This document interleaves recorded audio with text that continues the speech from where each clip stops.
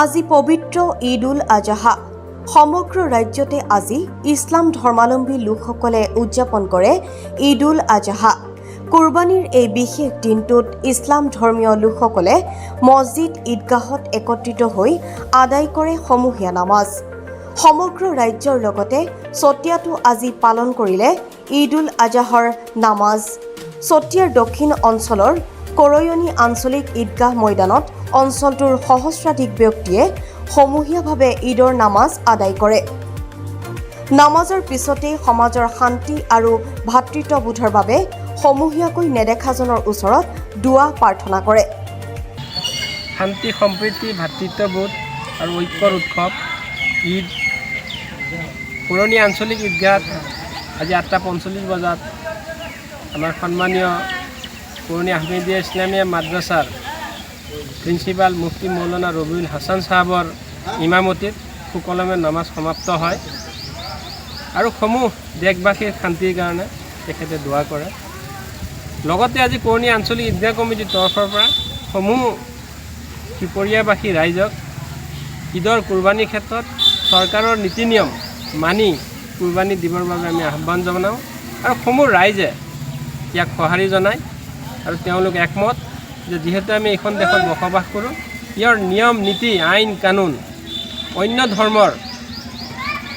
ধৰ্মীয় অনুভূতিত আঘাত নিদিয়াকৈ যাতে আমি শান্তি সম্প্ৰীতিৰে জীয়াই থাকিব পাৰোঁ, সেই উদ্দেশ্য আগত ৰাখি সকলোৱে চৰকাৰৰ আদেশ পালন কৰি এই কুৰবানী দিয়াত তেওঁলোক একমত হয়।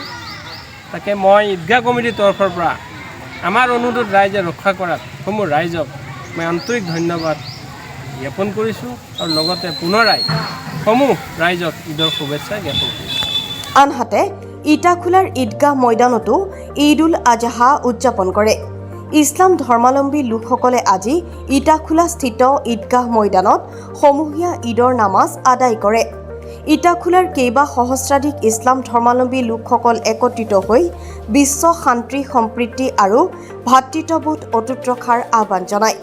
ইটাখোলা আঞ্চলিক ঈদগাহ সমিতিৰ ফালৰ পৰা প্ৰতি বছৰে এইদৰে পৰম্পৰাগতভাৱে সমূহীয়া ঈদৰ নামাজ সম্পন্ন কৰা হয়।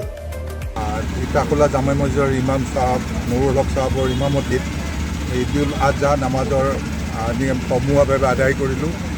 ঈদ সদায় ত্যাগৰ সম্প্ৰীতিৰ ভাতৃত্ববোধৰ আমি সকলো মুছলমানে আজি একগোট হৈ বিশ্বৰ সম্প্ৰীতি ৰক্ষা কৰিবৰ কাৰণে ঈদৰ জৰিয়তে আমি আহ্বান জনালোঁ আৰু সকলো বিশ্ববাসীয়ে এই ঈদৰ শুভেচ্ছা জনাই সকলোকে শান্তি সম্প্ৰীতিৰে জীয়াই থকাৰ আহ্বান কৰি আল্লাহৰ ওচৰত দোৱা মাগিলোঁ। ইটাখোলা আঞ্চলিক ঈদগাহ কমিটিৰ তৰফৰ পৰা পোনপ্ৰথমে আমি সকলোলৈকে ঈদ উল আজহাৰ শুভেচ্ছা জ্ঞাপন কৰিছোঁ আৰু এই ঈদে যাতে অসমৰ লগতে সমগ্ৰ ভাৰতবৰ্ষত আমাৰ সকলো ধৰ্মাৱলম্বী লোকৰ মাজত মিলা প্ৰীতিৰ ভাৱ জাগৃত কৰক, ভাতৃত্ববোধৰ এনাৰ্জিডাল যাতে আৰু কটকটীয়া হয়, মজবুত হয়, সেই কামনা কৰিছোঁ আৰু এই ঈদগাহ ময়দানৰ তৰফৰ পৰা ঈদগাহ কমিটিৰ তৰফৰ পৰা পুনৰ সকলোলৈকে ঈদৰ শুভেচ্ছা জ্ঞাপন কৰিছোঁ। Bureau' report Agnigarh news.